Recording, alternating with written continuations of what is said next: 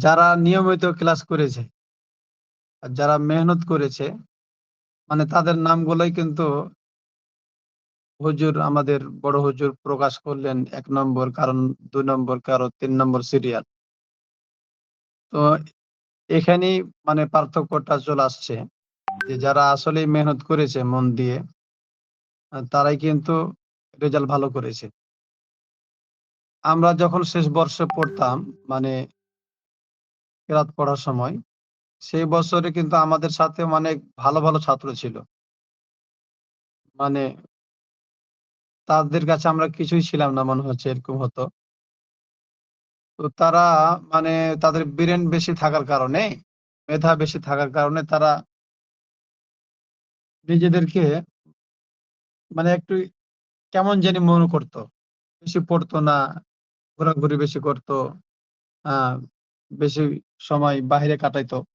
তো শেষ পর্যন্ত কি হয়েছে তাদের? বছরের শেষে গিয়ে ফলাফলে দেখা গেল যে এত মেধাবী ছাত্র, কিন্তু যারা মেহনত করত, মানে অ্যাকচুয়ালি যারা মেহনত করত, বেশি পড়তো, আ ওস্তাদের কথা শুনতো, খেদমত করত ওস্তাদদের, তো তারাই কিন্তু এগিয়ে গিয়েছে।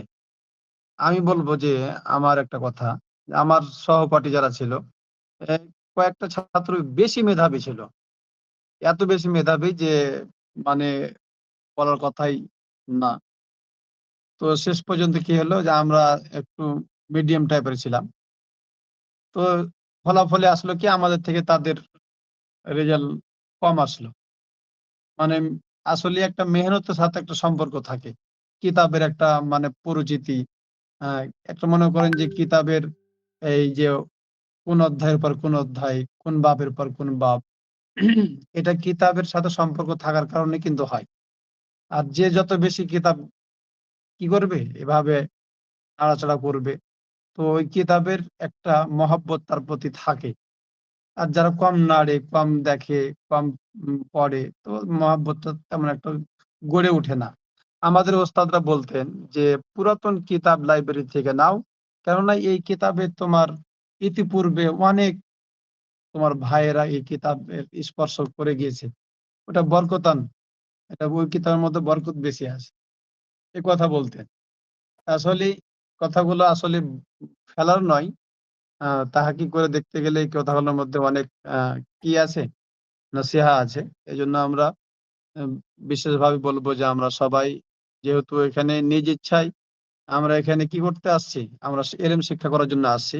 কেউ আপনাকে ধরে বেঁধে এখানে পাঠায়নি বা নিয়ে আসেনি, আমরাও নিয়ে আসিনি। আপনারা নিজেই উৎসাহিত হয়ে এখানে আসছেন পড়ার জন্য। তো এই সময়টাকে কাজে লাগানো উচিত। বিশেষভাবে ক্লাসের টাইমটা একটু মনোযোগী হয়ে ১ টা ঘন্টা আমরা যদি কি করি, এটাকে মনোযোগী হয়ে আমরা পড়ালেখার পেছনে সময়টা ব্যয় করি, তাহলে ইনশাআল্লাহ এটা কামিয়াবি হইতে পারবো। যেমনভাবে কিছু ভাই আসলেই তারা মেহনত করে। আমি মনে করি যে অফলাইনে, অনলাইনে পড়ার মধ্যে তেমন কিছু পার্থক্য নেই। মানে এত সুন্দরভাবে ইবারত পড়ে, এত সুন্দরভাবে অর্থ তুলে, অথচ এগুলো নাড়া আরবি।